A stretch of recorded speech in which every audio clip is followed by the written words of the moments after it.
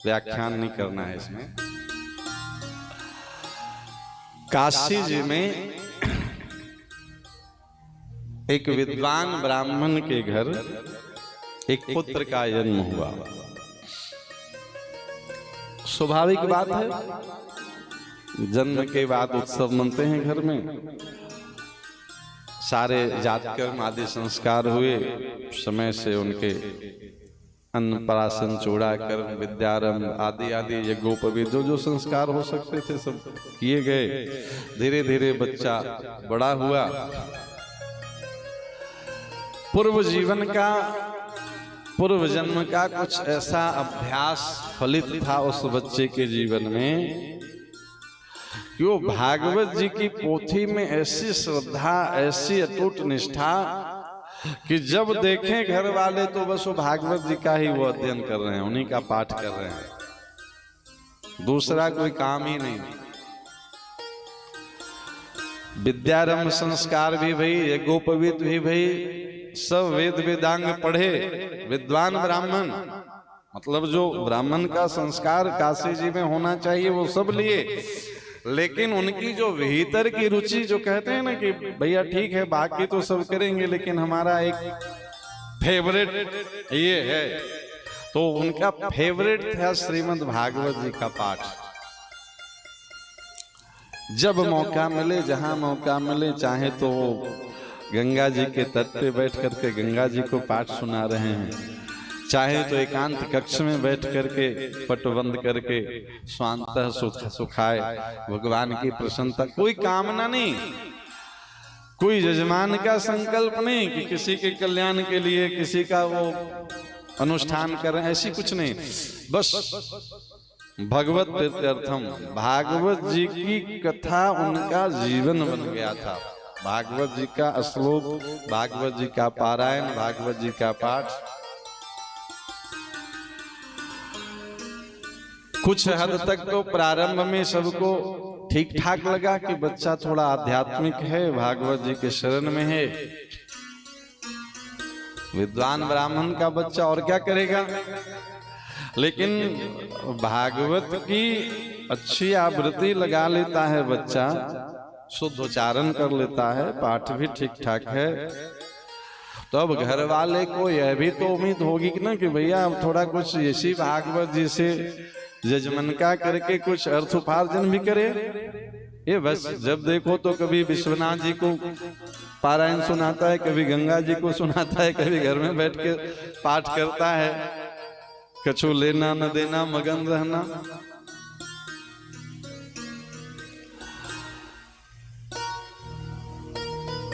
आपस में चर्चा हुई, घर में, परिवार में, आस पड़ोस में, उम्र हो ही गई थी, लोग विचार किए कि चलो इसका विवाह कर दो, भार पड़ेगा तब कमाएगा।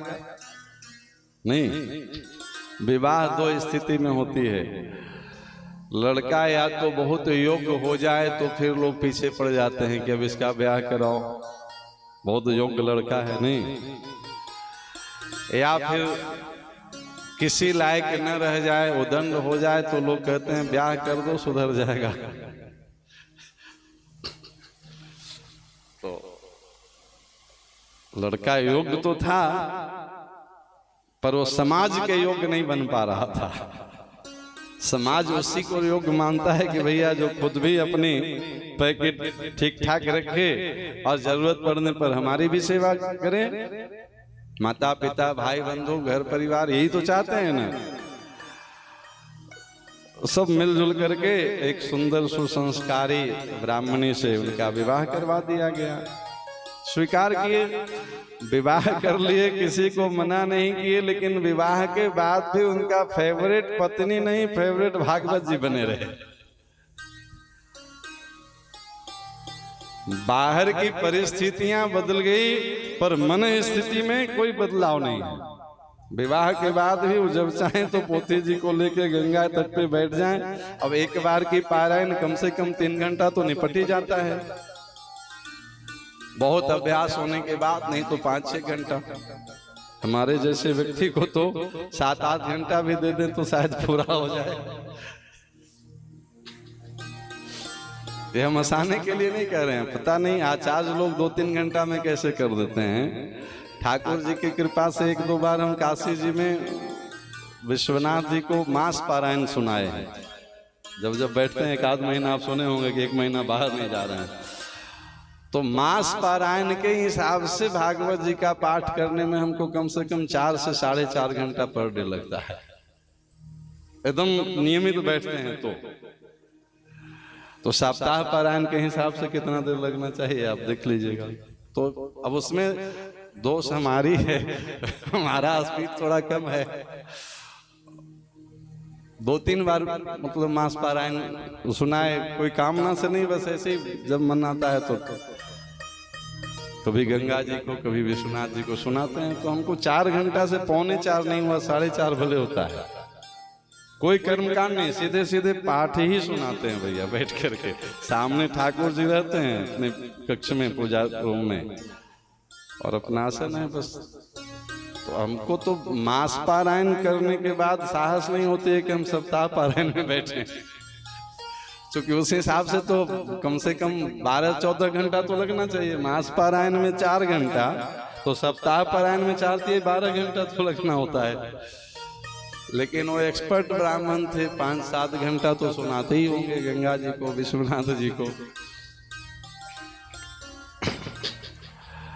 विवाह के बाद भी उनकी बाहर की परिस्थितियां बदली, पर भीतर की मन स्थिति भागवत जी एकदम भाव में भर करके, बस उनका एक ही काम था, भागवत जी की एक मंत्र के उच्चारण के साथ मम गुण गावत पुलक शरीरा, गदगद गिरा नयन वह नीरा वाली स्थिति होती थी।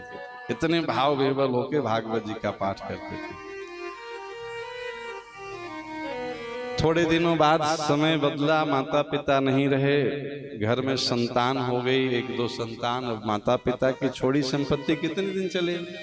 ब्राह्मण जो जजमनका करके जीवन निर्वाह करते हैं, उनकी छोड़ी संपत्ति कितने दिन चलनी थी? कुछ ही दिनों में घर की स्थिति बिगड़ने लगी।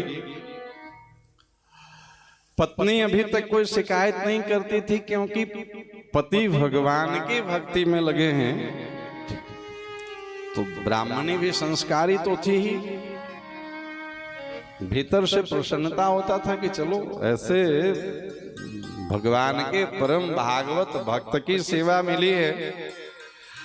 तो पत्नी पति से कोई शिकायत नहीं करती, घर के खर्चे चलाने के लिए, बच्चों की भोजन की व्यवस्था करने के लिए 2-4 घरों में जाकर वो खाना बना देती, रोटी बनाने का काम कर देती। जैसे महाराज पहले होते थे, ब्राह्मण लोग जाते थे बड़े बड़े सेठों के यहाँ खाना बनाने का काम, तो वो 2-4 घरों में वो ठाकुर जी की सेवा कर देती भोजन बनाने की। उससे कुछ अपना वो आटा चावल ले आती। घर में बहुत ज्यादा खर्च भी नहीं था, 2 बच्चे पति पत्नी के, बस वो प्रसाद की व्यवस्था करनी थी। इस प्रकार से उस ब्राह्मण की गृहस्थी चल रही थी। ब्राह्मणी को भी कोई शिकायत नहीं था कि चलिए स्वामी भगवान की भक्ति में लगे हैं। एक तो काशी मुक्ति क्षेत्र है, अभिमुक्तेश्वर धाम है, गंगा का तट है तो सिद्ध तीर्थ है ही, और बाबा विश्वनाथ जहाँ के स्वयं मालिक हैं, वहाँ ऐसे परम भागवत भक्त की सेवा मिली है तो क्या शिकायत करना है। 2-4 घरों में वो भोजन बनाने की सेवा सुबह शाम करवाती, बच्चों का भोजन व्यवस्था हो जाता। कई वर्ष बीते इसी प्रकार से। एक दिन ठाकुर जी की लीला भई, 10-5 संत पधारे उस ब्राह्मणी के घर में। आज संजोग से ऐसे समय में पधारे जब घर में प्रसाद सब लोग पा चुके थे, पात्र कमनिया करके पधरा दिए गए थे आसन पे, कुछ था नहीं। संत आए। अच्छा, हमारा पहले का जो भारत था ना, उसमें संतों को आने के लिए आज्ञा नहीं लेनी होती थी कि महाराज हम आपके यहाँ आ रहे हैं, अगले महीने में 10 तारीख को आएंगे, पधरावनी नहीं। वो सम्मान निरादर आदर हो सब संत सुखी विचरंत में ही वो भजन करते हुए अपना चलते थे। और जब उनको जहां जरूरत होती थी प्रसाद की तो किसी सदगृहस्थ वैष्णव के यहाँ वो अपना प्रसाद ले लेते थे। 10-5 संत पधारे। अब का भारत हालांकि बदल चुका है। अब अगर संत आ जाएं भी अचानक तो महाराज अब तो अभी अभी हम निकलने वाले थे, आपको आना था तो पहले बताना चाहिए था, हम कुछ व्यवस्था करके रखते। अब अचानक से आप बोलोगे तो हम क्या कर सकते हैं। ये वाली भारत नहीं थी पहले। वहां संत का आगमन, जब संत मिलन हो जाए तेरी वाणी हरि गुण गाए, तब इतना समझ लेना अब हरि से मिलन होगा। संत का दर्शन भगवंत का दर्शन माना जाता था। 10-5 संत आ गए। वो ब्राह्मणी बेचारी परेशान इधर उधर घर में भाग रही है कि कुछ मिल जाए संतों की सेवा में। श्रद्धा तो थी ही, इतने बड़े भगत जी की धर्मपत्नी थी। उसकी बेचैनी को देख करके संत भी भाप गए कि आज गलत समय पे हम पधरामणी कर गए हैं। संत अपना दंड कमंडल उठाए खड़े हो गए, बोले बेटा परेशान होने की जरूरत नहीं है, हम फिर कभी आकर के प्रसाद ले लेंगे। इतना कह के संत वापस चले गए। कुछ व्यवस्था थी भी नहीं तो वो कुछ बोल नहीं पाई। लेकिन आज कहते हैं ना, कभी कभी इंसान का धैर्य टूट जाता है। आज उस ब्राह्मणी का धैर्य जवाब दे गया।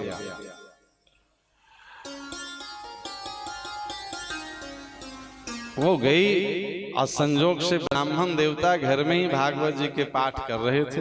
उनकी अपनी तो अवस्था बड़ी दिव्य थी। बोले मैं जब से इस घर में आई हूं आज तक मैं कोई शिकायत नहीं की, मैं सब कुछ सहती रही। खुद 2-4 घरों में प्रसाद बनाने की सेवा करके बच्चों का लालन पालन करती रही। न तो मैंने पति से कोई शिकायत करी, न तो परमात्मा से शिकायत करी। पर आज मुझे बहुत पीड़ा हो रही है, क्योंकि आज हमारी अवस्था ऐसी हो गई कि हम 2-4 संत को प्रसाद भी नहीं पवा सके। आदमी जब गुस्से में आता है तो कहते हैं उसका विवेक नष्ट हो जाता है। वो ब्राह्मणी गई गुस्से में, लाल पीले। ब्राह्मण देवता भागवत जी की पाठ कर रहे थे। वो पोथी उठाई, ब्राह्मण के माथे पे दे मारी कि क्या दिया तुम्हारे भागवत ने आज तक?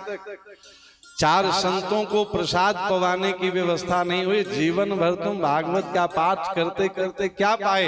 क्या दिया तुमको इस भागवत ने?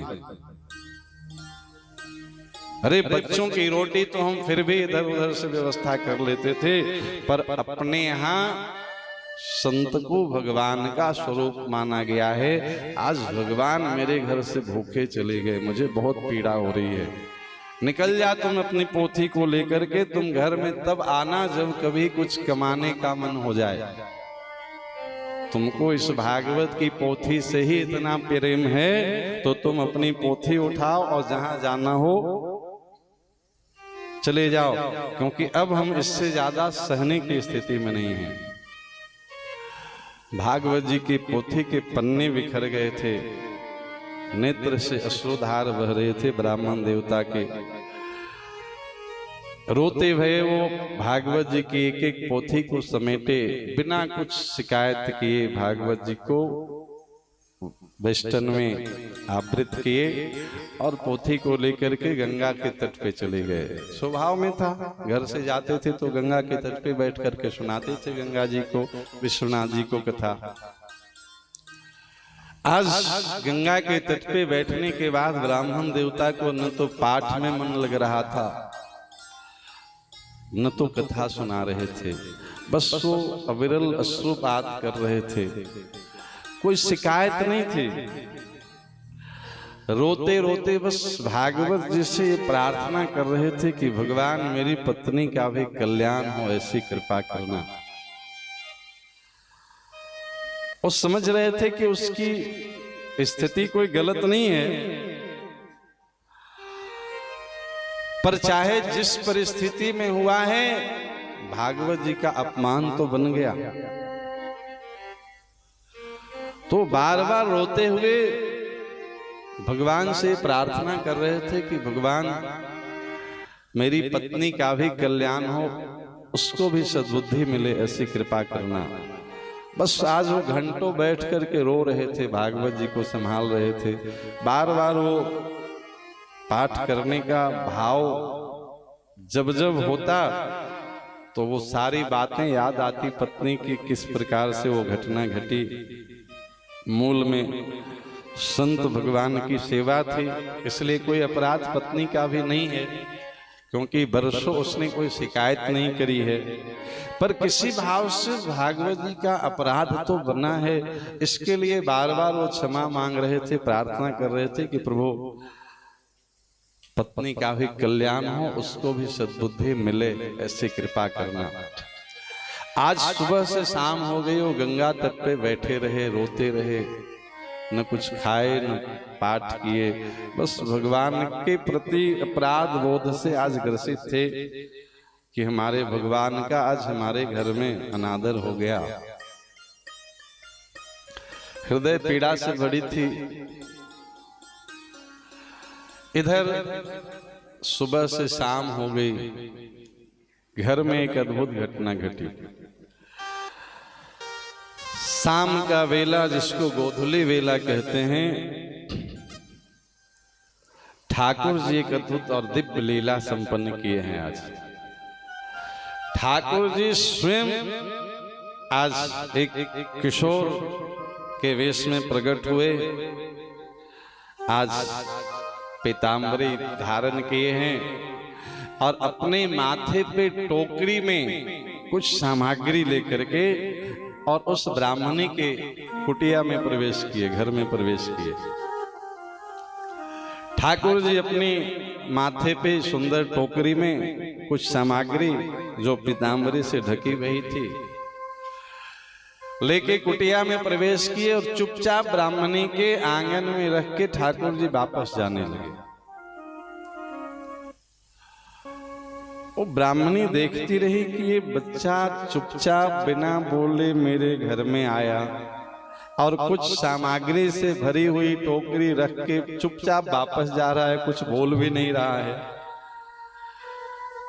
तो ब्राह्मणी फिर आवाज लगाई कि अरे भाई तुम हो कौन और इस प्रकार से बिना हमारे अनुमति के मेरे कुटिया में कैसे आ गए, और ये फिर बिना मेरे अनुमति के मेरे आंगन में तुम कौन सी सामग्री छोड़ के जा रहे हो।